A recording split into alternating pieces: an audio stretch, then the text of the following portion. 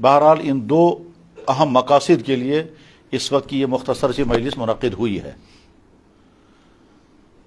ابتدا میں اس سلسلے میں مختصر سی گفتگو اس جذبے کے ساتھ کہ اللہ تعالیٰ شانہ وہ گفتگو بولنے والے کے لیے بھی اور سننے والے بھائیوں کے لیے بھی مفید سے مفید تر بنائے، اور جن بھائیوں تک یہ بات پہنچے، جن دہائیوں تک یہ درخواستیں اور یہ گزارشات پہنچیں گی، وہ تمام بہت توجہ کے ساتھ ان باتوں پر غور کریں گے۔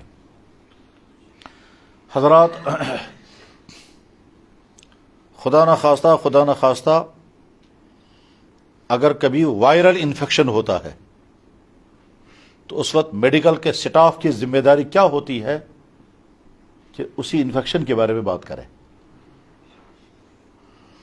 جب سردیاں آتی ہیں اور اس وقت چھاتی کے خراب ہونے، زکام ہونے اور سردی کی وجہ سے جن بیماریوں کے خطرے ہوتے ہیں، تو سمجھدار ڈاکٹر اس وقت انہی باتوں پر بات کرے گا کہ اس وقت سردیاں ہیں، سردیوں میں کن چیزوں کی احتیاط کرنی ہوتی ہے، اور جو بیماریاں پھیلی ہوئی ہیں ان بیماریوں سے بچاؤ کے لیے کیا کرنا چاہیے۔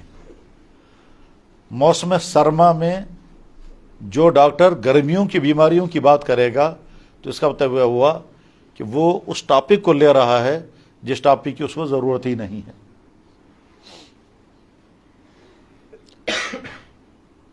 اگر کبھی سننے والے بھائیوں میں سب کے سب ان میرڈ لوگ ہوں اور اس وقت بیان کرنے والا کہے گا بیویوں کے حقوق ادا کرو، تو موضوع تو بہت اہم ہے مگر وہ سننے والوں کا موضوع ہے ہی نہیں۔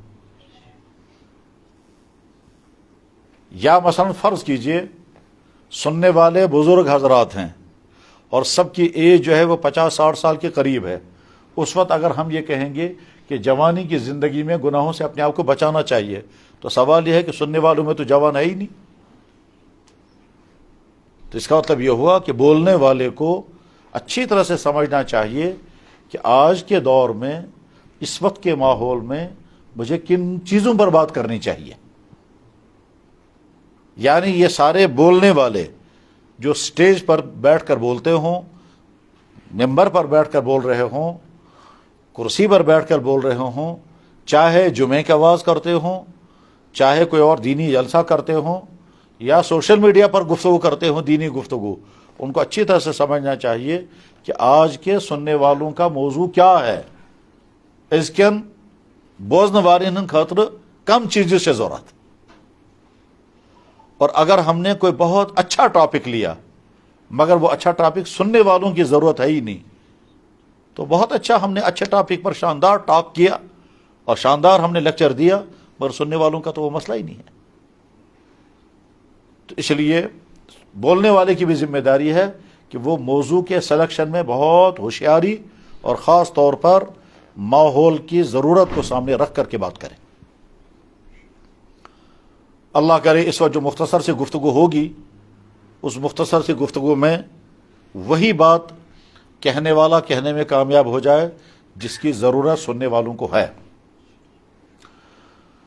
حضرات، پہلی بات یہ ہے کہ ہم ٹھنڈے دل سے غور کریں، بہت نرم مزاجی کے ساتھ اس بات پر غور کریں کہ اگر اللہ نے ہم کو ایمان والے کے گھر میں پیدا نہ کیا ہوتا، کسی اس گھر میں پیدا کیا ہوتا جس گھر میں ایمان کی دولت، ایمان کی نعمت نہیں ہے، تو ہم اس وقت کہاں ہوتے؟ اس کے معنی یہ ہے کہ اللہ نے بہت بڑا کرم ہم پر کیا ہے کہ ہم کو ایمان والے کے گھر میں پیدا کیا ہے۔ شاید وہ انسان بہت ہی نادان ہے، شاید وہ انسان دور اندیش نہیں ہے، شاید وہ انسان اپنی عقل کا استعمال نہیں کر رہا ہے، جو اس پر کبھی غور نہیں کرتا ہے کہ اگر اللہ نے مجھے ایمان والے کے گھر میں جنم نہ دیا ہوتا، اگر اللہ نے مجھے کسی ایسے گھر میں پیدا کیا ہوتا جس گھر میں ایمان کی نعمت اور ایمان کی دولت نہیں ہے، تو ہو سکتا ہے میرے پاس زندگی کی تمام سہولیات ہوتی جو آج کے زمانے میں پائی جاتی ہیں۔ عیش کی زندگی ہوتی، لگژری لائف ہوتی، آج کے زمانے میں جو چیزیں ہونی چاہیے، جن کے لیے لوگ خواب دیکھتے ہیں، عالی شان بلڈنگ، عمدہ گاڑیاں، زندگی کی فیسلٹیز، دنیا بھر کے ٹورز اور بینک بیلنس اور شوق پورا کرنے کے لیے تمام چیزیں، فیشن والی زندگی، یہ ساری چیزیں اگر ہوتی لیکن ایمان نہ ہوتا تو ہم کون سے عالم میں ہوتے؟ ہر آدمی سمجھ سکتا ہے ہم کہاں ہوتے. لیکن اس کے مقابلے میں اللہ نے اتنا بڑا احسان کیا کہ ایمان والے کے گھر میں ہم کو پیدا کیا، حالانکہ ہم میں سے کسی شخص نے کوئی مطالبہ، ہم میں سے کسی شخص نے اللہ کی بارگاہ میں کوئی درخواست نہیں پیش کی تھی، کوئی مطالبہ نہیں رکھا تھا، نہ ہمارا کوئی حق اللہ کے ذمے تھا. نعوذ باللہ من ذالک، اللہ کو کوئی ڈر بھی نہیں تھا کہ اگر میں نے ان کو ایمان والے کے گھر میں پیدا نہیں کیا تو میرے خلاف نہ جانے یہ کیا کر لیں گے. کچھ نہیں ہو سکتا تھا. جس دن ہم اس دنیا میں آئے ہیں اس دن ہو سکتا ہے یقیناً ہزاروں انسان پیدا ہوئے ہوں گے.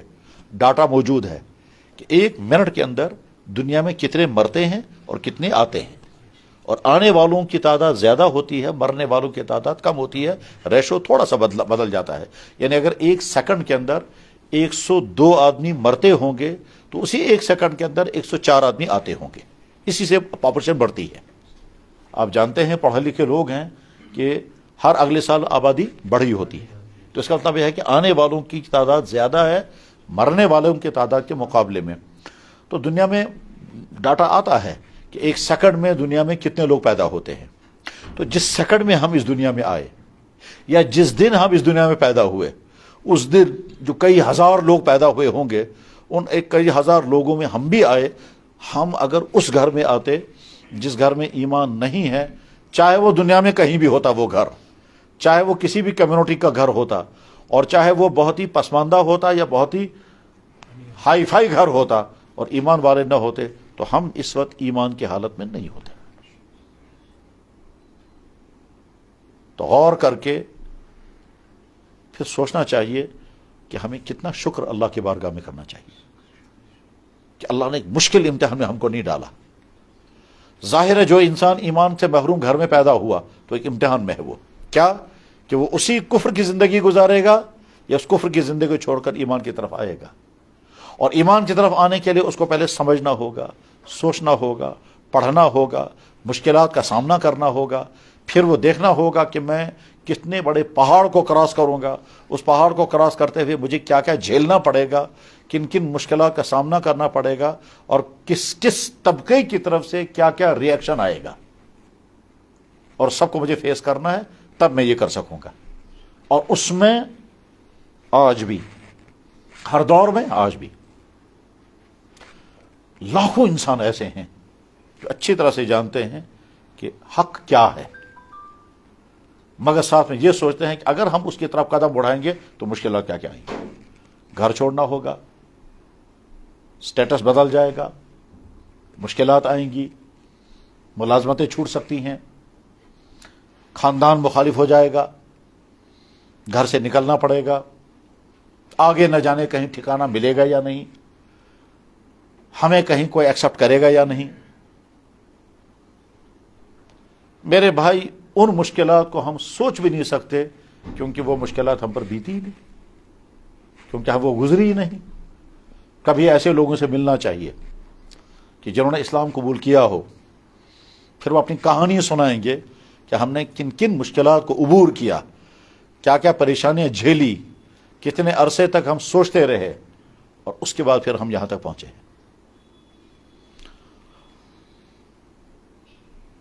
کچھ دنوں پہلے، جس میں 1 مہینہ بھی نہیں ہوا ہوگا، مجھے کسی خاتون نے فون کیا اور اس نے یہ بتایا کہ میں فلاں کسی یونیورسٹی میں ریسرچ کر رہی ہوں، اور پچھلے 2 یا 3 سال سے میں نے اسلام کو اسٹڈی کیا، اور میں اس نتیجے پر پہنچی ہوں کہ مجھے مسلمان بننا چاہیے. مجھے کسی نے دعوت نہیں دی، مجھے کسی نے کوئی بات نہیں بتائی، میں نے خود ہی نیٹ پر اسلام کو پڑھا اور اسلام کی ایک ایک چیز کو میں نے ٹھیک طرح سے چیک کیا، اور مجھے یقین ہے کہ سچا دین یہی ہے. اب اگر میں مسلمان بنتی ہوں تو میرے لیے بڑی مشکلات ہیں. اس نے یہ بھی کہا کہ جس گھر سے میں بلانگ کرتی ہوں، شاید وہاں میں یہ ظاہر بھی نہیں کر سکتی کہ میں یہ کرنا چاہتی ہوں، اور اگر میں ظاہر کروں گی تو ہو سکتا ہے کہ میری جان کو بھی خطرہ ہو. تو اس کے بعد وہ یہ کہتی ہے کہ آپ میری کیا مدد کر سکتے ہیں؟ تو میں نے کہا میں کوئی مدد نہیں کر سکتا، میں نے کہا میں کوئی مدد نہیں کر سکتا، ہمارے پاس ایسے وسائل، ایسی سورسز نہیں ہیں. ٹھیک ہے، اب وہ کہاں جائے گی؟ اور وہ کسی نے اسلام کی دعوت نہیں دی بقول اس کے. ٹھیک ہے، اب آگے اس کو کیا کیا مشکلات آئیں گی، آگے کن کن مصیبتوں کا اسے سامنا ہوگا، اور یا پھر ہو سکتا ہے اسلام قبول کرنے کے شوق میں وہ زندگی تو گزارے گی مگر اسلام قبول نہیں کر پائے گی، اور ہو سکتا ہے قبول کرے تو بعد میں کیا کیا مصیبتیں آئیں گی یہ وہ جانے اور اس کا اللہ جانے. لیکن ہم ان کی کوئی مدد نہیں کر سکتے. کیوں نہیں کر سکتے؟ ہمارے حالات ایسے نہیں ہیں کہ ہم ان کو اکاموڈیٹ نہیں کر سکتے، ہم ان کو جگہ نہیں دے سکتے وغیرہ وغیرہ. یہ میں مثال سمجھا رہا ہوں کہ اسلام قبول کرنے کے لیے لوگ تیار ہوتے ہیں لیکن آگے مشکلات آتی ہیں، اور کروڑوں انسان وہ ہیں جن کو پتہ ہی نہیں کہ ہم کفر کی زندگی گزار رہے ہیں، وہ کفر کو بھی جانتے نہیں. بے شمار انسان وہ ہیں کہ بس وہ انسان تو ہیں لیکن آگے ان کی زندگی کا مقصد صرف اتنا ہے، کیا؟ جیسے ایک جانور ہے، کھائے گا، پیے گا، عیش کرے گا، مر جائے گا. ان کی زندگی بھی اتنی ہے کہ صاحب جتنا اچھے سے اچھا عیش کرو، جتنے تمہارے پاس سورسز ہوں گے اتنا تم مزے کی زندگی گزارو. ٹھیک ہے، بس زندگی نام ہے انجوائے کرنے کا. انجوائے کرو، بڑھاپے میں مر جاؤ، ختم. کہانی اتنی ہے ان کے ہاں. تو گویا ان کی زندگی کو کوئی مقصد ہی نہیں ہے.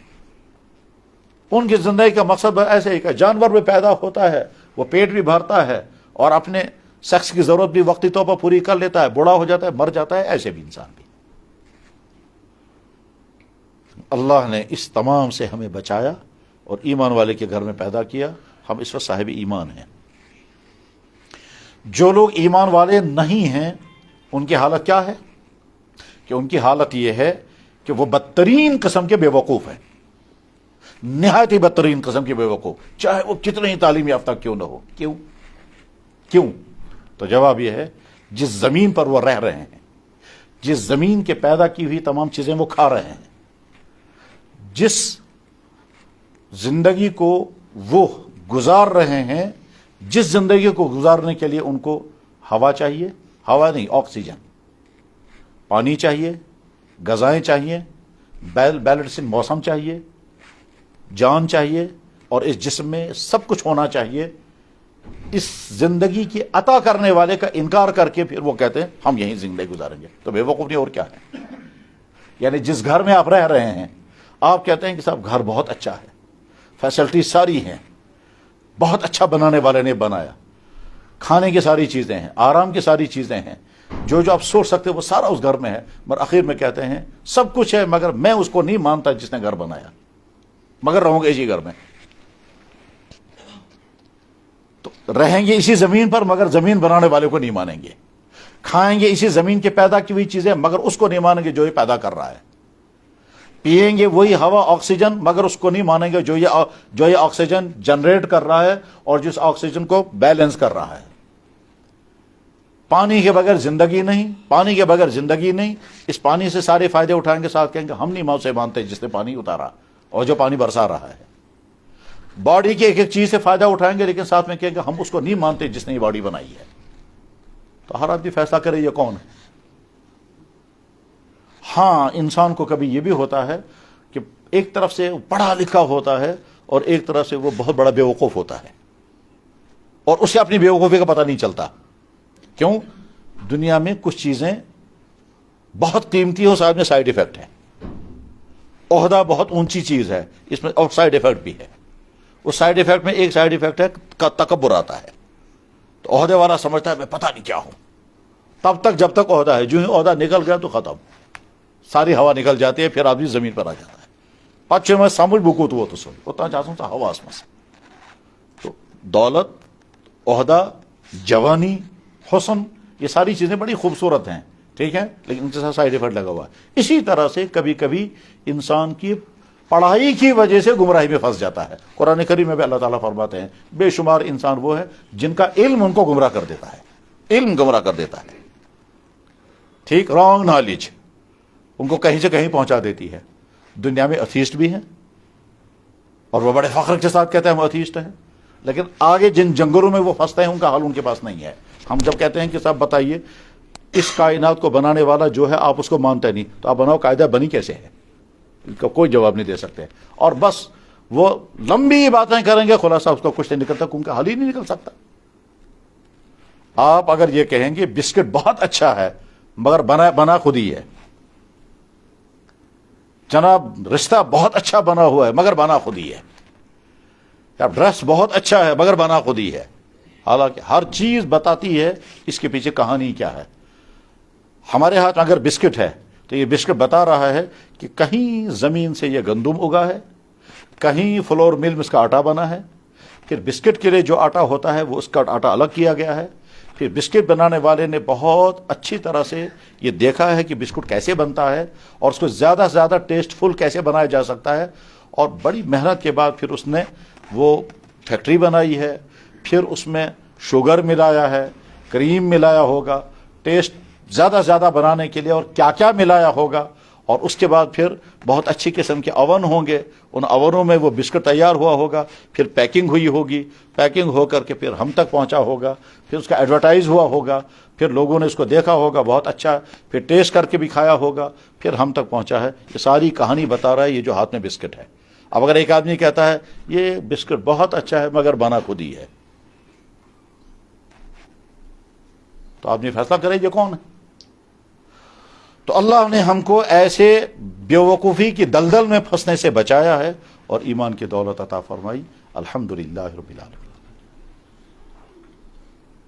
الحمدللہ رب العالمین۔ جناب رسول اللہ صلی اللہ علیہ وسلم کی خدمت میں قبیلہ آیا، اس قبیلے کو کہتے تھے قبیلہ بنو تمیم۔ اس قبیلہ بنو تمیم کے آنے پر بہت سارے واقعات ہوئے، ان واقعات میں سے ایک واقعہ یہ بھی ہوا کہ ایک شخص نے ان میں سے کہا حضور نبی علیہ الصلوۃ والسلام کی خدمت میں کہ جناب ہمارا آپ پر احسان ہے کہ ہم نے آپ کا دین قبول کیا، سانچو منت کہ اسکرتہن دین قبول، ہمارا آپ پر احسان ہے کہ ہم نے آپ کا دین قبول کیا۔ تو اللہ کے نبی نے کچھ نہیں فرمایا، البتہ قرآن کی آیت نازل ہو گئی، اس میں اللہ تعالیٰ شانو فرماتے ہیں، کیا فرماتے ہیں؟ یمنون علیک ان اسلموا، یہ لوگ احسان جتلا رہے ہیں آپ پر کہ انہوں نے اسلام قبول کیا، قل آپ کہہ دیجئے لا تمنوا علیہ، مجھ پر کوئی تمہارا احسان نہیں ہے، اللہ کا تم پر احسان ہے، تم کو ایمان کی دولت عطا کر دی۔ بل اللہ یمن علیکم ان ہداکم للایمان، اللہ تعالیٰ سنچو منت، اللہ کا تم پہ احسان ہے، تم کو ایمان کی نعمت، ایمان کی دولت عطا فرمائی ہے۔ بس اسی طرح سے اللہ کا بہت بڑا احسان ہم پر ہے کہ ہم کو ایمان کی دولت، ایمان کی نعمت نصیب ہوئی ہے، یعنی ہم یہ تسلیم کرتے ہیں کہ یہ ساری کائنات خود نہیں بنی ہے، نہ بن سکتی ہے، اور ہم یہ تسلیم کرتے ہیں یہ کائنات خود چل نہیں رہی ہے، چل بھی نہیں سکتی، کشتی خود نہیں بنتی، خود نہیں چلتی، گاڑی خود نہیں بنتی، خود نہیں چلتی، جہاز خود نہیں بنتا، خود نہیں چلتا، گھڑی خود نہیں بنتی، خود نہیں چلتی، کوئی چیز تو خود بنتی ہے نہ خود چلتی ہے۔ ہمارے بدن پر اگر کپڑے ہیں یہ خود نہیں بنے ہیں، کسی ٹیکسٹائل مل میں پہلے کپڑا بنا ہے، پھر کپڑا بنانے والوں نے پوری مہارت کے ساتھ اس کی بناوٹ میں را مٹیریل استعمال کیا ہے، پھر اس کی کلر سکیم بنائی ہے، پھر اچھے سے اچھا جو کچھ وہ بنا سکتے ہو وہ بنایا ہے، اس کے بعد پھر اس کی پیکنگ ہوئی، پھر پیکنگ ہوتے ہوتے پھر ہماری مارکیٹ میں پہنچا ہوگا، پھر ہم گئے یا ہمارے گھر والے گئے وہاں سے کپڑا خریدا، پھر ٹیلر ماسٹر کے پاس گئے ہوں گے، اس ٹیلر ماسٹر نے آپ کا میجرمنٹ لیا ہوگا، پھر کٹنگ کی ہوگی، پھر سلائی کی ہوگی، اس کے بعد یہ کپڑا آپ کے جسم پر ہے۔ ہم یہ مانتے ہیں۔ اب اگر کوئی کہے گا جناب وہ ٹیکسٹائل مل ہم نے دیکھا ہی نہیں لہذا مانتے نہیں، تو جناب آپ کی نہ دیکھنے سے وہ ٹیکسٹائل مل تھوڑی ہی ختم ہو گئی، وہ ہے۔ آپ کہیں گے جب ہم نے دیکھا ہی نہیں ہم مانیں گے کیوں؟ اس سے بڑا بیوقوف کون آدمی ہوگا کہ آپ کہتے ہیں چونکہ میں نے دیکھا نہیں لہذا وہ ہے ہی نہیں۔ بجلی جل رہی ہے، ہم میں سے کسی نے وہ پاور ہاؤس نہیں دیکھا، ہمیں پتا بھی نہیں یہ بجلی کون سے پاور ہاؤس سے آئی ہے، وہ کشمیر میں ہے یا کشمیر سے باہر ہے، لیکن ہم سب کا یقین ہے کہیں ہے۔ بجلی بتا رہی ہے کہ اس کے پیچھے جتنی چیزیں ہونی چاہیے وہ ساری ہیں، تار، کھمبے، گرڈ اسٹیشن اور پیچھے پاور ہاؤس اور اس کے ساتھ کنیکشن برابر، یہ ساری چیزیں بتا رہی ہیں، تب ہمارے پاس پاور ہے۔ اب اگر کوئی کہے گا جناب پاور بہت اچھا ہے، لائٹ بہت اچھی ہے، فین بھی چل رہے ہیں، اے سی بھی چل رہے ہیں، ہیٹر بھی کام کر رہا ہے، یہ سب کچھ ہے، مگر میں نہیں مانتا کہیں پاور ہاؤس ہے کیونکہ میں نے دیکھا نہیں، تو یہ کیسے ہو سکتا ہے؟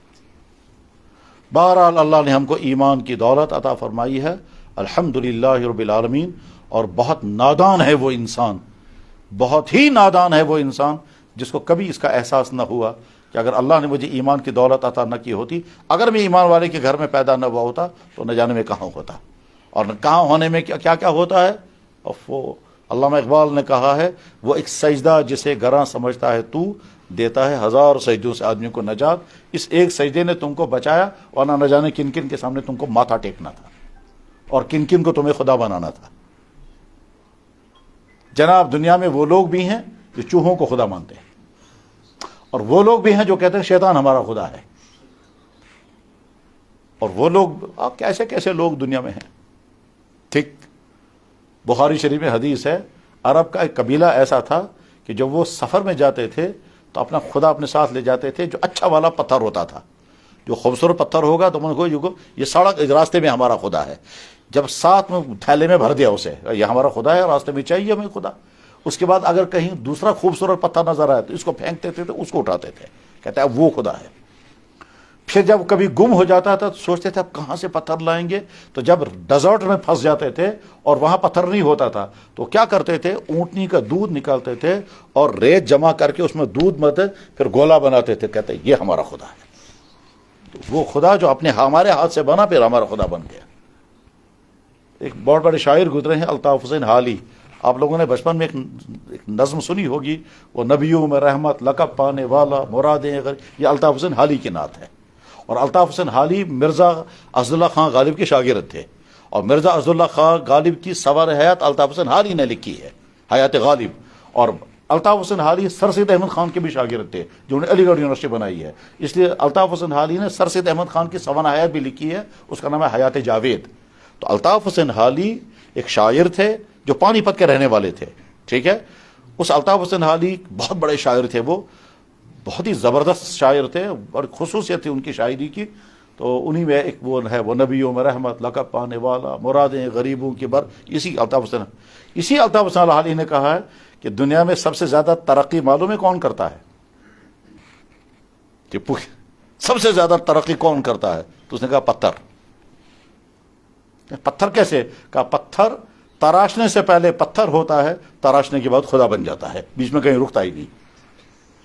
بتو شاباش ترقی اس کو کہتے ہیں، نہ ترشے تھے تو پتھر تھے، دو ترشے تو خدا بن گئے، نیچے بیچ میں کہیں رکا ہی نہیں.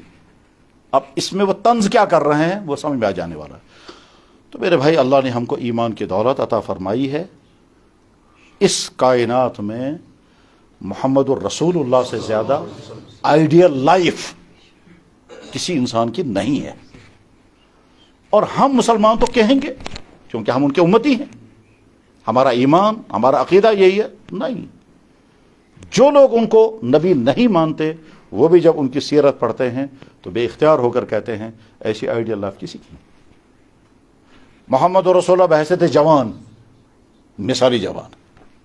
محمد رسول اللہ بحیثیت ہسبینڈ، ایسا شوہر ہی کوئی نہیں ہے، گواہی ان کی ساری بیویاں دیتی ہیں. محمد رسول اللہ بحیثیت دوست، ان کا دوست کہتا ہے ایسا دوست ہی کوئی نہیں. محمد رسول اللہ بحیثیت رولر، اس کائنات میں ویسا کوئی رولر تھا ہی نہیں. 10 لاکھ مربع میل پر ان کی حکومت چل رہی تھی اور گھر میں فاقہ تھا، گھر والے کو کھانے کا انتظام نہیں.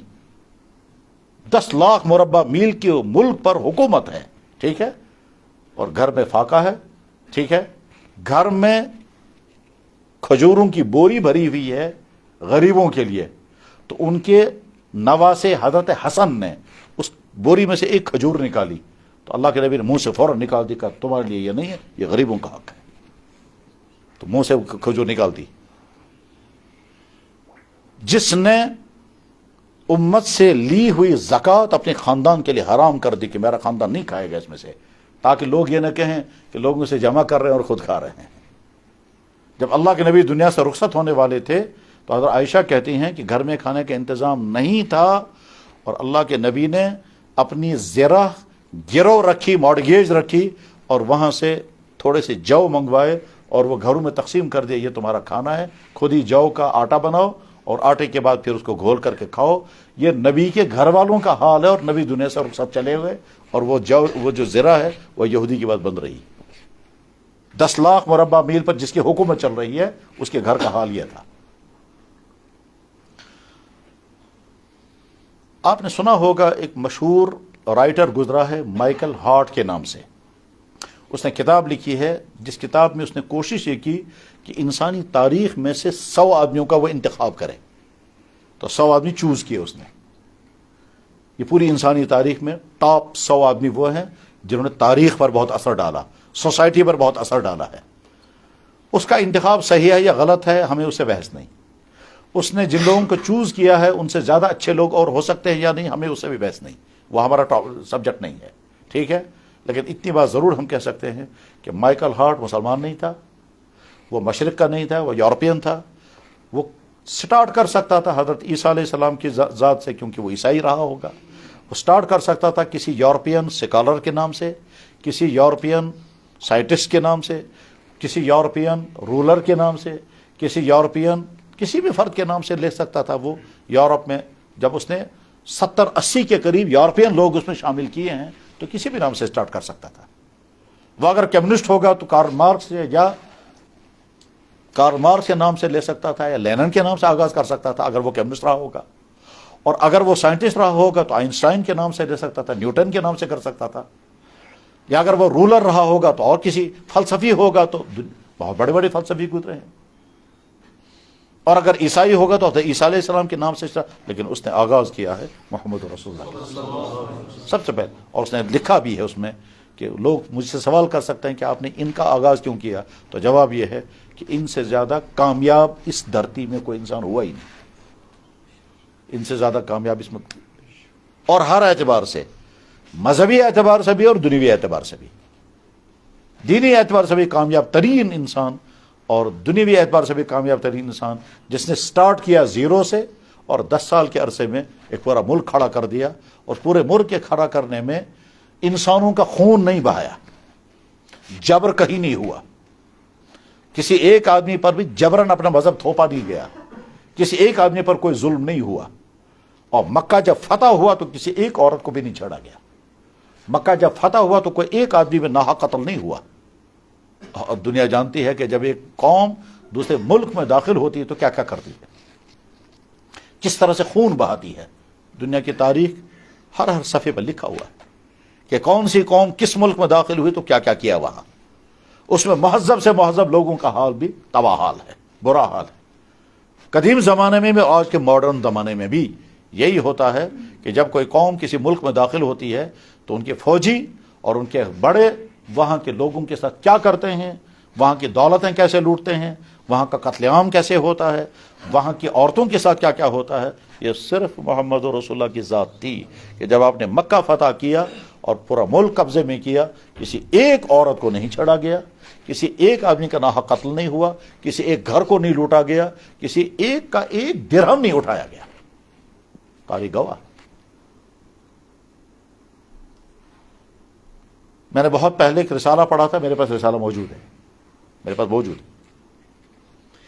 یہ میگزین علی گڑھ یونیورسٹی سے نکلتا ہے، اور آج سے نہیں، سر سید احمد خان کے زمانے سے وہ میگزین نکل رہا ہے، اس کا نام ہے تہذیب الاخلاق، اور سر سید احمد خان نے خود اس کا اجرا کیا تھا۔ آج بھی نکلتی ہے وہ میگزین آج بھی نکلتی ہے۔ تو اس کا ایک شمارہ میرے پاس ہے، اس میں لکھا تھا کہ ساؤتھ افریقہ کا ایک لیڈر بہت دنوں تک جیل میں رہا ہے،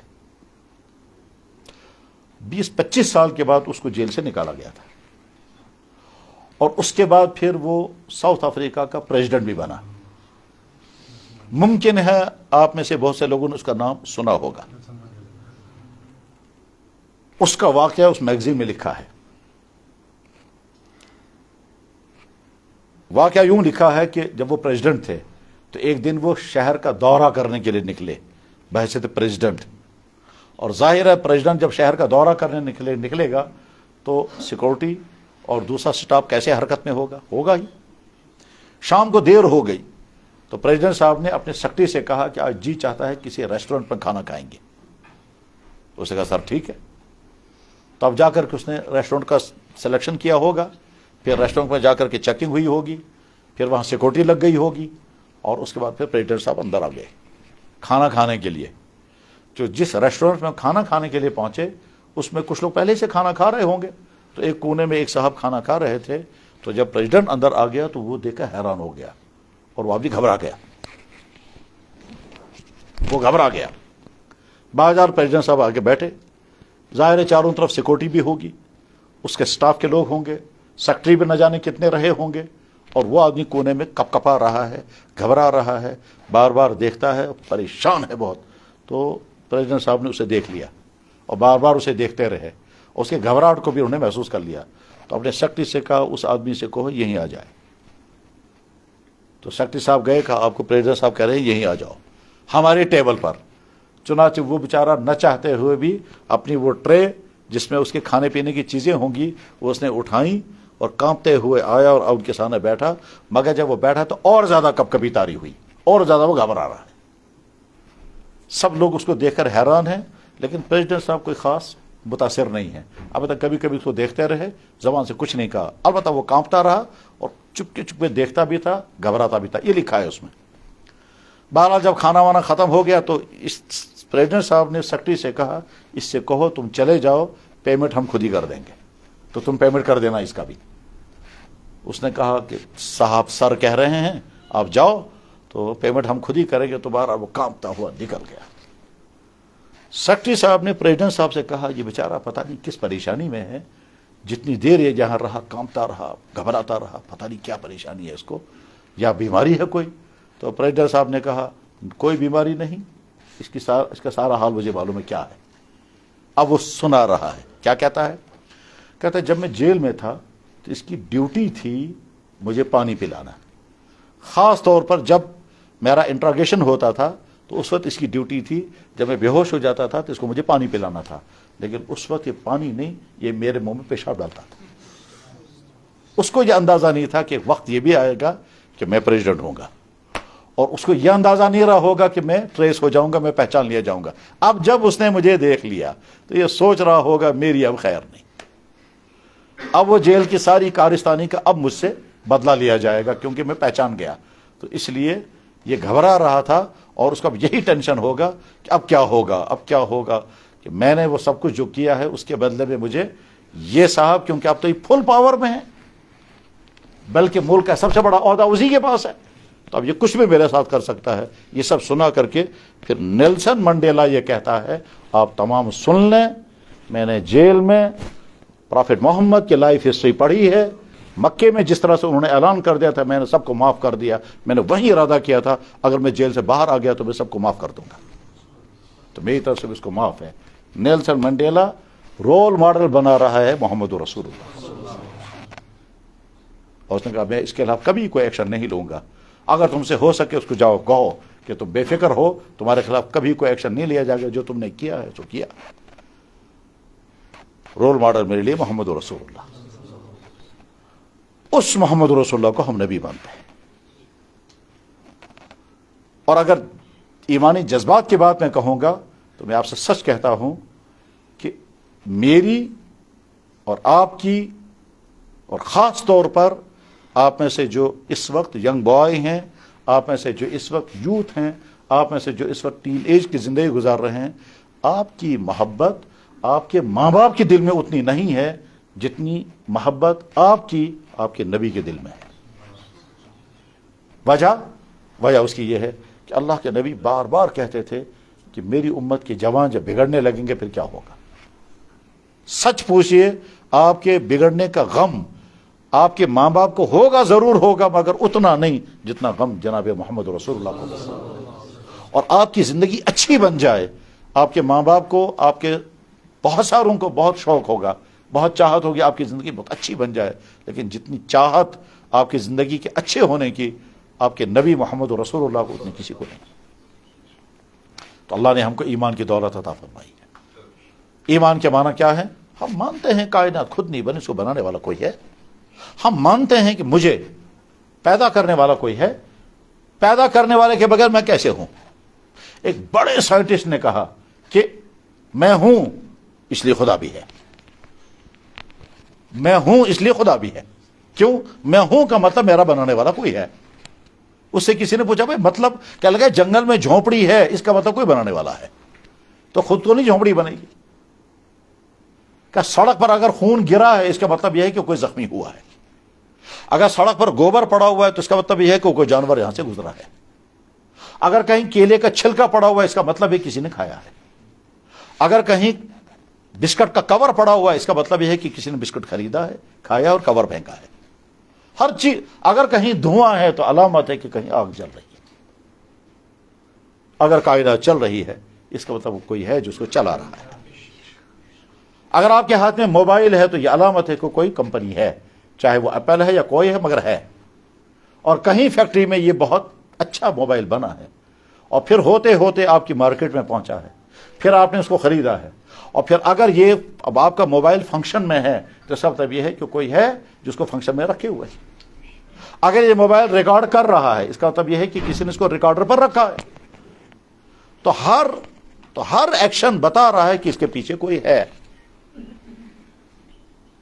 ہر کنسٹرکشن بتا رہا ہے کہ کوئی کنسٹرکٹ کرنے والا ہے، ہر کریشن بتا رہا ہے کہ کوئی نہ کوئی کریشر ہے، ہر ڈیزائن بتا رہا ہے کہ پیچھے سے کوئی ڈیزائنر ہے۔ یہ تو نہیں ہو سکتا کہ ڈیزائن بہت اچھا ہے ڈیزائنر کوئی نہیں، کلر سکیم بڑی شاندار ہے مگر پیچھے کی کلر سکیم کسی کی بھی نہیں، یہ نہیں ہو سکتا۔ تو عقل کے بھی خلاف ہے، تجربات کے بھی خلاف۔ تو ہم اللہ کو مانتے ہیں، اللہ کے نبی کو مانتے ہیں، قرآن کو مانتے ہیں، وہ قرآن جو اس وقت آیا جب دنیا میں سائنس نہیں، جو اس وقت آیا جب دنیا میں معلومات نہیں، اور قرآن وہ بولتا ہے جو آج دنیا کہہ رہی ہے، بالکل برابر۔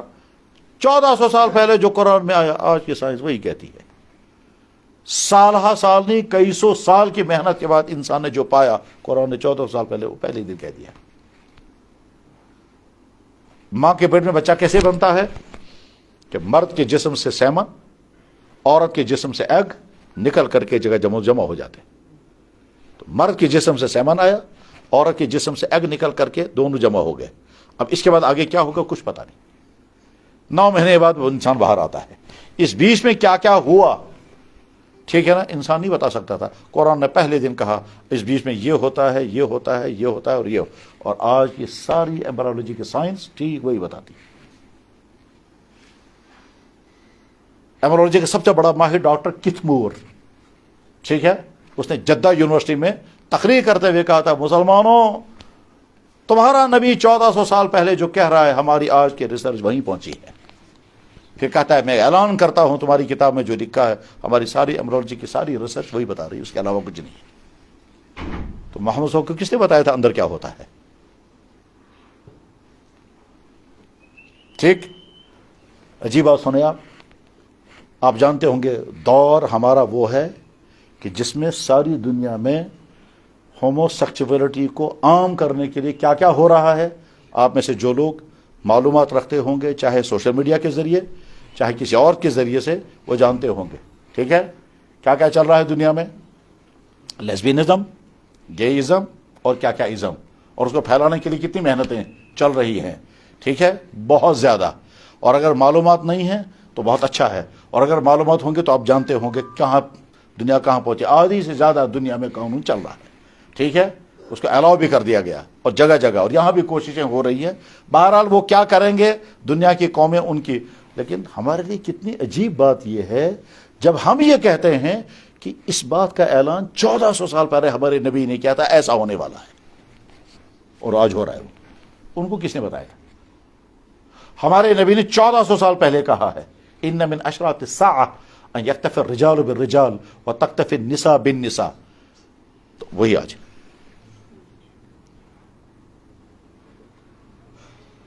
ہم تو اعلان کیا کہ ہمارا نبی، وہ کسی کا شاگرد نہیں، ان کو کسی کالج میں نہیں پڑھا، ٹھیک ہے، ہمارے نبی نے کسی لا کالج میں نہیں پڑھا، لیکن لا بنایا ایسا کہ آج تک اس میں چینج نہیں ہو سکی، اور جب چینج ہوتی ہے تو امبیلنس ہو جاتا ہے۔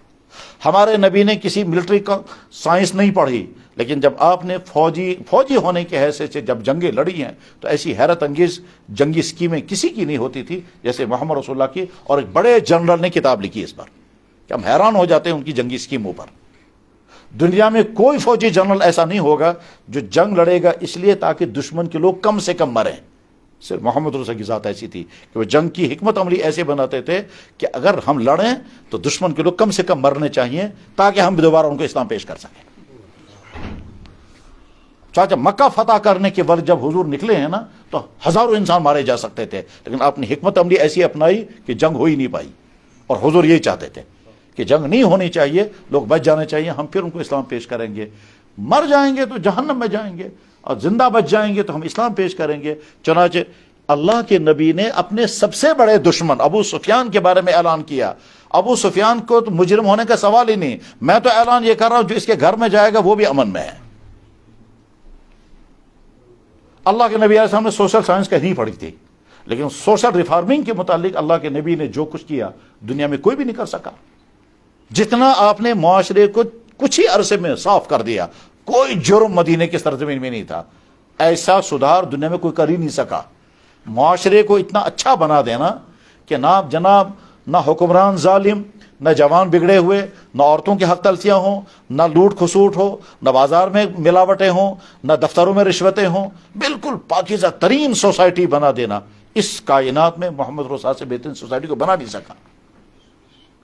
اس نبی کو ہم نبی مانتے ہیں تو اللہ نے ہم کو ایمان کی دولت عطا فرمائی ہے. اب وقت کم ہے، میں شارٹ میں 2-3 باتیں عرض کرتا ہوں. اب ہماری بہت بڑی ذمہ داری یہ ہے کہ ہم سے کوئی ایسی غلطی نہ ہو جس کے نتیجے میں ایمان چھن جائے. وہ غلطی کیا ہو سکتی ہے؟ ہم کسی تھیوری کا شکار ہو جائیں، ہم کسی چیز کے بارے میں سمجھنے لگیں اس سے کچھ نہیں ہوگا اور وہ کر لیں اور اس کے نتیجے میں ایمان ختم ہو جائے گا. ہم کوئی ایکشن جس کے بارے میں ہمارا خیال ہو ہم سے کیا گیس اس سے کیا ہوگا اور وہ کر جائیں اور اسے ایمان ختم ہو جائے گا. میں یہ بات اس لیے کہہ رہا ہوں کہ مجھے یاد ہے ٹھیک ہے 1 یا 2 سال پہلے آپ کے اسی ٹاؤن کے بازار میں ایک لڑکے نے مجھے کہا تھا میں خدا پر بلیو نہیں کرتا ہوں. تو آپ کی اس ٹاؤن میں ہو سکتا ہے آپ میں سے کچھ لوگ جانتے بھی ہوں گے اسے. کیا اس کی معلومات ہیں، کیا اس کے بعد کچھ بھی نہیں، بس ایک ویو ہے کہ صاحب ہم بھی نہیں مانتے. کیوں نہیں مانتے؟ کیونکہ اگر مانیں گے تو بڑی پابندیاں لگ جائیں گی اور ہم چاہتے ہیں وہ پابندیاں ہم کو نہ لگیں، ہم جیسے چاہیں بالکل فری لائف گزاریں گے، ہمارے لیے کوئی پابندی نہیں ہونی چاہیے. اس غرض کے لیے کہتے ہیں ہم بلیو نہیں کرتے ہیں. تو غرض یہ کہ ایمان والے کے گھروں میں کفر والے پیدا ہو جائیں گے اور آدمی صبح کو ایمان لے کر کے جائے گا، شام کو کفر لے کر واپس آئے گا.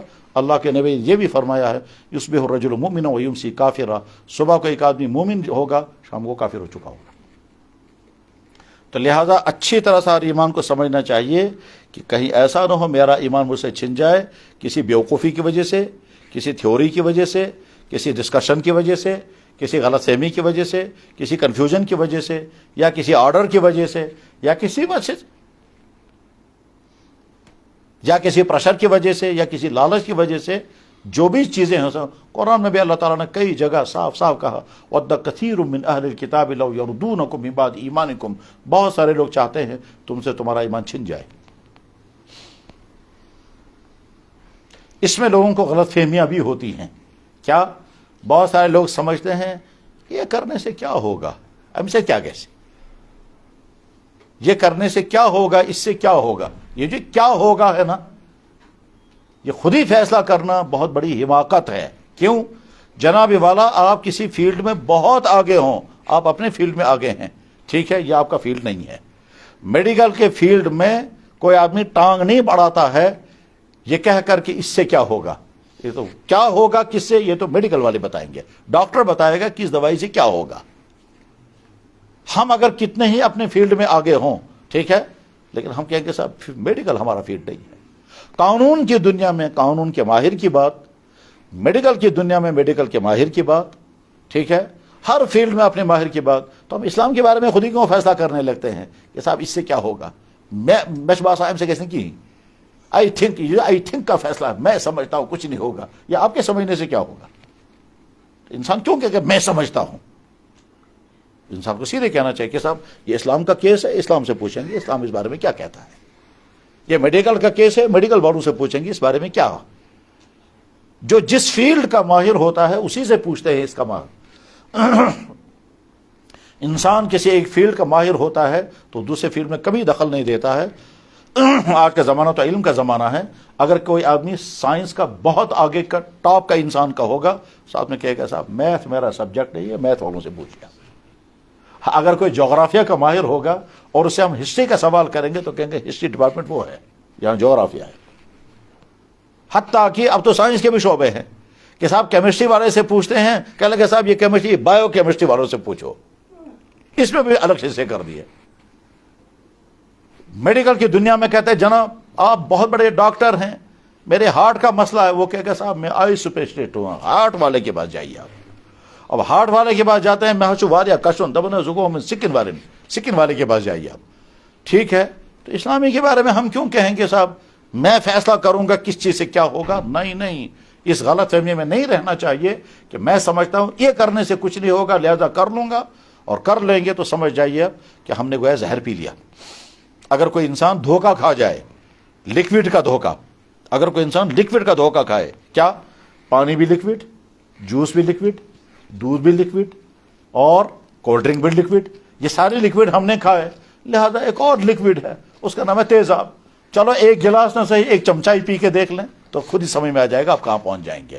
اب اس کے بعد کہیں گے کہ آئی تھنک یہ لکوڈ، آئی تھنک وہ بھی لکوڈ، تو آئی تھنک آپ کو پہنچا دے گا کہیں سے.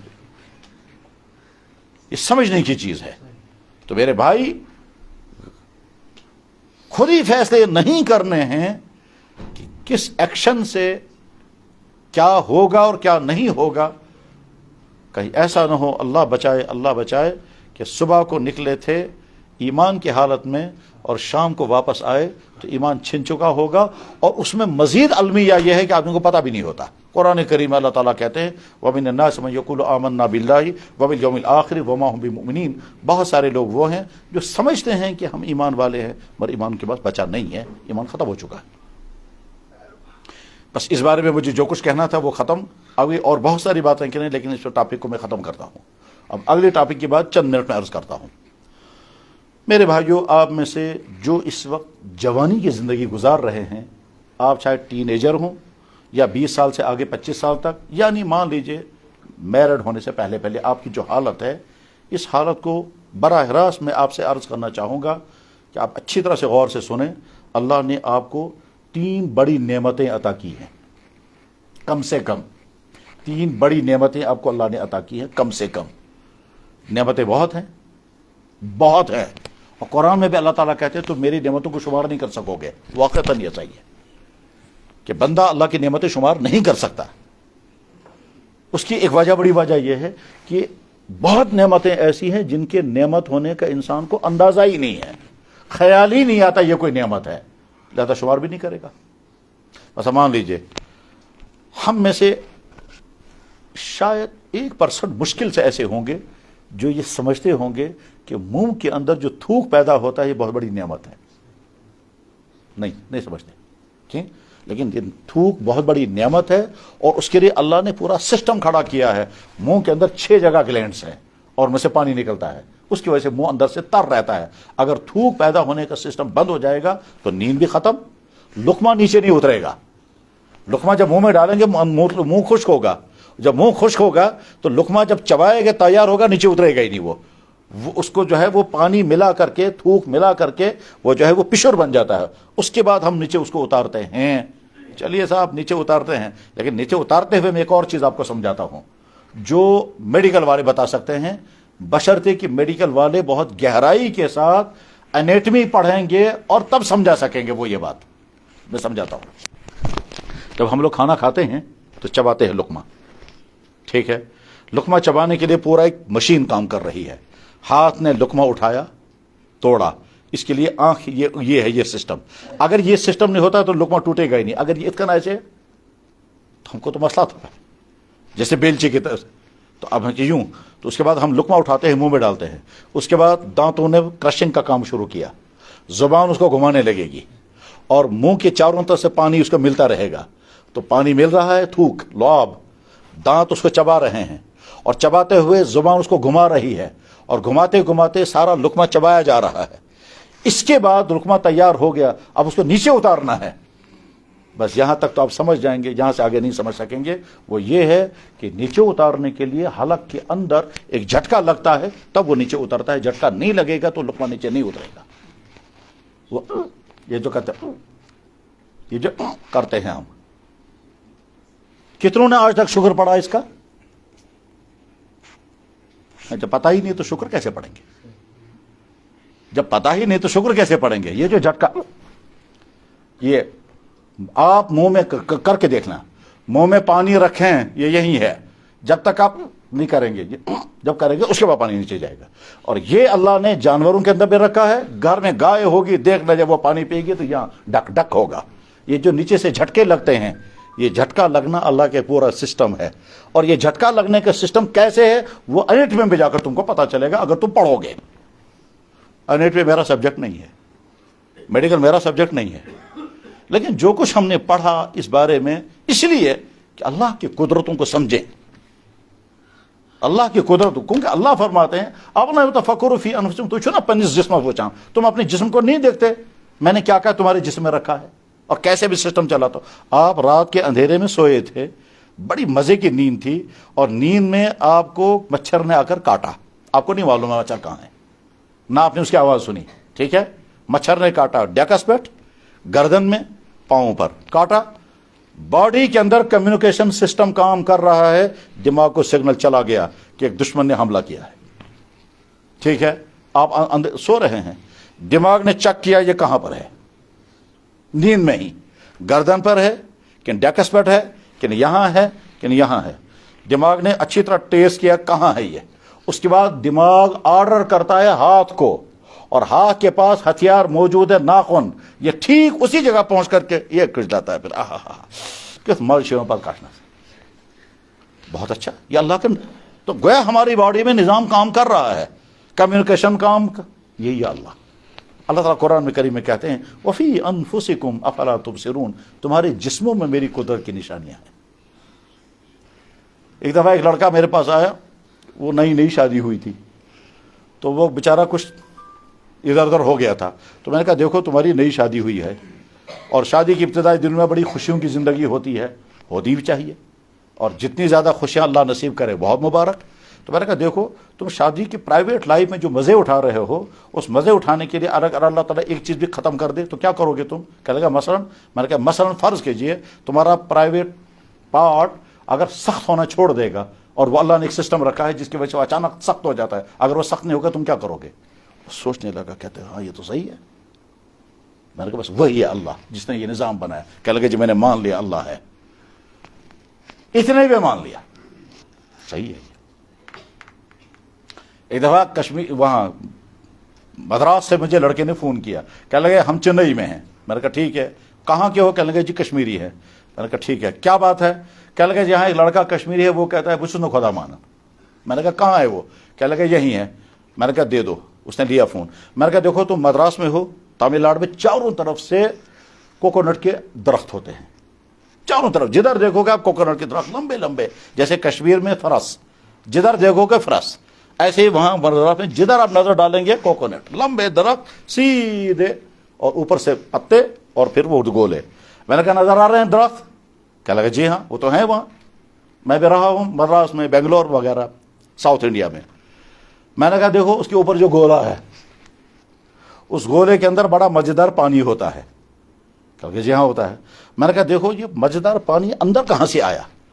بارش کا پانی اندر جا نہیں سکتا کیونکہ وہ سخت ہے, نیچے سے پانی اوپر چڑھ نہیں سکتا کیونکہ نیچے سے کوئی پائپ نہیں, تو پانی اندر کہاں سے آ گیا؟ کیا میں نے کہا وہی ہے اللہ جو وہاں وہ مزیدار پانی پہنچاتا ہے. اب کیسے پہنچاتا ہے وہ تم کو باٹنی پڑھنی پڑے. تو اللہ کی ہر قدرت بتا رہی ہے. تو میرے بھائی اللہ نے ہمیں, میں ٹاپک پر واپس آتا ہوں, اللہ نے تین چیزیں آپ کو عطا کی ہیں. نمبر 1 ایمان, نمبر 2 فریش مکمل جوانی, نمبر 3 اچھا کردار. ایمان, کیریکٹر اور ہیلتھ, شاندار جوانی ہے, اس میں کوئی ڈیفیکٹ نہیں, کوئی کمی نہیں. دنیا میں اندھے بھی ہیں, بہرے بھی ہیں, گونگے بھی ہیں, پاگل بھی ہیں, اب نارمل بھی ہیں, مینٹلی اب نارمل, فزیکلی ابنارمل. اگر اللہ نے آپ کو پوری جوانی دی ہے, یہ بھی ہو سکتا تھا ہم ان میں سے ہوتے جو کسی بھی اعتبار سے جسمانی اعتبار سے کمیوں کا شکار ہے. جوانی عطا کی ہے تو بہت بڑا احسان اللہ کا ہے. بن کر نہیں اور کیا کیا بن کر نہیں. اب آج کے جوان کا سب سے بڑا مسئلہ یہ ہے کہ وہ اپنی ایمان کو بچا لے, اپنی صحت کو, اور بہت مشکل ہے, آسان نہیں. کیوں؟ آپ کے گھروں میں, آپ کے کالجوں میں, آپ کے کوچنگ سینٹروں میں, آپ کے بورڈنگ اداروں میں, آپ گھر سے باہر جہاں جائیں گے وہاں ان تینوں چیزوں کو خطرات ہی خطرات ہیں. اور جب آپ اپنے آپ سے بہت لڑیں گے تب آپ بچا پائیں گے, نہیں لڑیں گے تو بچا نہیں پائیں گے. بلکہ ایسا ہو سکتا ہے کہ آپ کا بیک گراؤنڈ, آپ کا گھر بہت اچھا ہو لیکن آگے ماحول میں آ کر بگڑ جائیں گے. جناب ممکن ہے کہ آپ کے گھر والوں نے سوچا بھی نہیں ہوگا کہ وہ ڈرگز کریں گے اور آپ ڈرگز میں پھنس چکے ہوں گے. ممکن نہیں ہے کہ آپ کے گھر والوں نے سوچا ہوگا ہمارے گھر میں کبھی شراب آئے گی اور آپ شراب میں پھنس چکے ہوں گے. ایسا ہو سکتا ہے کہ آپ کے والدین سوچ بھی نہیں سکتے تھے اس بات کو اور آپ وہ کریں گے. اور اس کا نظارہ کبھی کبھی ہوتا ہے دردناک نظارہ. وہ کیا ہوتا ہے کہ جب باپ کہتا ہے بیٹا میرا سب کچھ تجھ پر قربان, بلا گئے بلائی, بلا گئے رچھپی, اور جب باپ سنتا ہے میرا بیٹا یہ کر رہا ہے, یہ کر رہا ہے, یہ کر رہا ہے, تو وہی بلا گئے رچھپی, میری جان تجھ پر قربان. میری ماں, وہی ماں جب دیکھتی ہے کہ میرا بیٹا کیا کیا کر رہا ہے تو وہی ماں کہتی ہے افسوس تو میرے پیٹ سے کیوں پیدا, کاش ساسک نہ میں زامت. وہی ماں کہتی ہے. اس لیے میں ذمہ داری سمجھتا ہوں کہ آپ سے, آپ کے ضمیر کو خطاب کر کے میں آپ سے کہوں کہ آپ اپنی ایمان, اپنی کردار اور اپنی صحت کی حفاظت کرو. ایسا نہ ہو کہ تم وہ کرتے ہوں گے جس کے نتیجے میں آگے چل کر کے تمہاری صحت تباہ ہو چکی ہوگی. جناب والا, اس وقت ہماری مارکیٹوں میں جو چیزیں کھانے کو مل رہی ہیں ان میں صرف ٹیسٹ تو ہے, صحت کے لیے زہر ہے. ریسرچ کر کے دیکھو کولڈ ڈرنکس پر, ریسرچ کر کے دیکھو آپ جنک فوڈ پر, ریسرچ کر کے دیکھو آپ چاکلیٹوں پر اور کرکرے اور لیزوں پر کہ ان چیزوں کے کھانے سے آپ کے فائدے کیا کیا ہوں گے. اور آپ کے صرف ٹیسٹ نقصان ہو سکتا ہے. تو اس لیے اپنی صحت کی فکر کریں. اور جب میں یہ کہہ رہا ہوں صحت کی فکر, اس میں بہت ساری ایسی چیزیں ہیں جو آپ کو خود سمجھنی چاہیے کہ ہم کو اپنی صحت بچانے کے لیے کیا کیا کرنا ہے اور کن کن چیزوں سے بچنا ہے. اور جب سوچیں گے تو بہت دور تک آپ کی نظر جا سکتی ہے کہ کن کن چیزوں سے آپ کو بچنا ہوگا. اور اگر آپ ان میں بچنے میں کامیاب ہو گئے تو ٹھیک آپ کی صحت بچ جائے گی. ورنہ جناب ایسا ہو سکتا ہے کہ تم آگے چل کر کے جب تمہاری شادیاں ہوں گی تو اس وقت تمہاری فیملی لائف فیل ہو جائے گی, کیونکہ تم اپنی صحت کو تباہ کر چکے ہوں گے. اور یہ اللہ کے نبی نے فرما دیا ہے ایسا ہوگا. حضور نے فرمایا ناکح الجد ملعون, جو اپنے ہاتھوں کے ساتھ نکاح کرتے ہیں ان کے اوپر لعنت ہے. تو بڑا امتحان ہے آپ کے لیے. امتحان کیا ہے؟ آپ جوانی کی زندگی میں ہیں, جلدی شادیاں ہونی ہوں گی. کیوں نہیں ہوں گی؟ یہاں کا سماج کا سسٹم یہ ہے کہ جب تک آپ کی تعلیم مکمل نہیں ہوگی, پھر جب آپ اپنے پاؤں پر کھڑے ہو جائیں گے, جب کمانے لگیں گے, تب آپ کے گھر والے آپ کی بات سوچیں گے. تب تک آپ کو ہولڈ پر رہنا ہے اور تب تک آپ کو اپنے آپ کو باندھ کر کے رکھنا ہے. جناب آپ کو کتنی ہی پیاس لگی ہوگی, آپ یہاں کا سماج آپ کو پانی تب تک نہیں دے گا. سماج ہمارا یہ کہتا ہے پہلے آپ کو پڑھنا ہے, ڈگری کرنی ہے, جب آپ کمانے لگو گے تب آپ کو پانی ملے گا. سماج یہ ہے یہاں کا, اور اس کو ہم چینج نہیں کر سکتے. کاش یہاں کے والدین کو سمجھ میں آ جائے کہ وہ اپنے بچوں کے جلد سے جلد رشتے کریں اور ان کو لٹکا کر کے نہ رکھیں, جس کی وجہ سے وہ طرح طرح کے گناہوں میں پھنس کر تباہ ہو جاتے ہیں. کاش والدین کو رحم آ جائے اور یہ سمجھ بدل جائے اور رشتے جلدی ہو. جناب والا یہاں کا ماحول یہ ہے کہ کروڑ پتی انسان 10 نوکروں کو کھلانے کو تیار ہے, لیکن جوان بیٹی کی شادی کرنے کو تیار ہے. تو اپنے زنان یہ تو کیا سر کھائے گی کہاں سے؟ وہ 10 نوکروں کو کھلا رہا ہے وہ, لیکن اس کی بیوی کو کھلانا کیا؟ اپنے پاؤں پر کھڑا ہو جائے پہلے تب. اور لڑکی والے بھی کہتے ہیں جناب تمہارا لڑکا کچھ نہیں کرتا ہے تو یہ کہا بات رسمس تو تم بچ کراں کیا. اس وقت یہ نہیں کہتا یار اللہ نے تو سب کچھ دیا ہے, میرا بیٹا کچھ نہیں کر رہا, تمہاری بیٹی کو تھوڑے ہم پھاکے مرنے دیں گے. صورتحال یہی ہے, صورتحال یہی ہے کہ اگر ہمارا نوجوان لڑکا بیکار ہے, اس کو کھانا بھی مل رہا ہے, اس کو کپڑے بھی مل رہے ہیں, اس کو پیاس بھی مل رہی ہے, اس کے شوق بھی پورے ہو رہے ہیں, اس کو 50,000 روپے لے کے لاؤ کا موبائل میں مل رہا ہے, تو اگر اس کی شادی کی ضرورت ہے وہ کیوں نہیں پوری کر رہے ہیں آپ؟ کہ نہیں تب تک نہیں کریں گے جب تک یہ اپنے اور پاؤں پر کھڑے ہوتے ہوتے یہاں کے لڑکے 35 کو پہنچ جاتے ہیں, جہاں تک کہ 40 کو بھی پہنچتے ہیں. تو جوانی کی بہاریں گر چکی, وہیں شاسن سے واپس لوسون آفتاب, دوپہر کے بعد آفتاب ڈھلتا ہے نیچے کو. تو یہ سیدھی بات ہے, 35 سال کے بعد آفتاب نیچے کو ڈھلتا ہے, تب ڈھلنے کی عمر میں آپ کہتے ہیں اب آپ کے قابل بیوی آ گئی, اب گدا. اس کے بعد پھر یہ بڑھاپے کو ہوتے ہیں بچے اتنے چھوٹے چھوٹے, دبن جناب بچم خام 500 گجرس ووتمت ریٹائر گوس کیا کر, یہی ہوتا ہے. لیٹ میرج کے طرح طرح کے نقصانات. میرے بھائیوں, میں بس شارٹ میں کر رہا ہوں, آپ کی جوانی آپ کے ہاتھوں میں امانت ہے. اپنی ایمان کو بچانا, اپنی صحت کو بچانا, اپنی کردار کو بچانا, اور کردار کو بچانے کے لیے چند چیزوں سے دور رہنا بہت ضروری ہے, اور آسان نہیں, بہت مشکل ہے. چند چیزوں سے دور رہنا بہت ضروری ہے مگر آسان نہیں, بہت مشکل ہے. وہ کیا ہے؟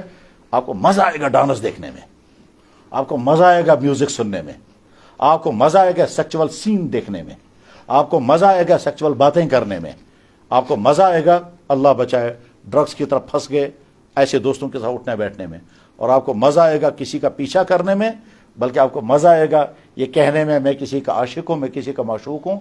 یہ اور یہ سارا زہر ہے یہ ساری مزیدار چیزیں, اور یہ سارا زہر. جو نوجوان تم میں سے بچا ہوا ہے اس کو بہت اپریشیٹ, اور میں اور آپ کے والدین کریں یا نہ کریں, اللہ اور اللہ کے نبی آپ کو مبارکباد دیتا ہے. ٹھیک, کیوں؟ اللہ کے نبی نے فرمایا, کیا فرمایا؟ وہ جوان جس جوان نے اپنی جوانی برے کاموں سے بچائی ہوگی, قیامت کے دن عرش کے سائے کے نیچے ہوگا. وہاں علماء کا نام نہیں لکھا, اولیاء کا نام نہیں ہے, وہ جوان کا نام پہلے آیا. میں بہت توجہ کے ساتھ جب وہ حدیث پڑھی تھی, میں نے کہا دیکھتے ہیں کون کون لوگ ہیں جو عرش کے سائے کے نیچے ہوں گے. تو وہاں پہلے نمبر پر حکمران, مگر آج کے نہیں, وہ فاروق اعظم جیسا حکمران. اور دوسرے نمبر پر جوان. بتو یار نہ مولوی صاحب کو نہیں, نہ پیر صاحب کو نہیں, نہ باقی صاحب کو نہیں, اچھی یہ. اور تیسرے نمبر پر ایک اور ہے, اللہ اکبر, بہت دلچسپ. تیسرے نمبر پر کیا فرمایا آپ نے؟ اللہ کے نبی نے فرمایا وہ جوان جس کو کوئی خوبصورت عورت گناہ کی دعوت دے, رکاوٹ کوئی نہ ہو, اور وہ یہ کہے کہ میں اللہ سے ڈرتا ہوں, میں یہ گناہ کرنے کے لیے تیار نہیں. اللہ کے نبی نے فرمایا یہ شخص قیامت کے دن عرش کے سائے میں نیچے ہوگا. میں الفاظ سناتا ہوں, مجھے الفاظ یاد ہے, ٹیکسٹ یاد ہے. رجلن, ایسا انسان, دعت ہو, دعوت دے, امرأتن, عورت, ذات جمال, خوبصورت, وحسبین, اونچے خاندان کی, فقال, یہ جواب میں کہے, انی اخاف اللہ, میں اللہ سے ڈرتا ہوں, میں نہیں کر سکتا. بہت مشکل ہے جناب اوائڈ کرنا جب آپ کو وہیں سے آفر آئے گا, اور بڑے بڑے لوگ گر جائیں گے وہاں. بہت مشکل ہے جب آپ کو وہیں سے فون آئے گا, اور جب بہت مشکل ہے جب آپ کو کہے گا اگر تو مانک تو ٹھیک, مگر زہر بخارے پانو پان میٹے, یہ تو کشمیری کہتے ہیں. بہت مشکل ہے.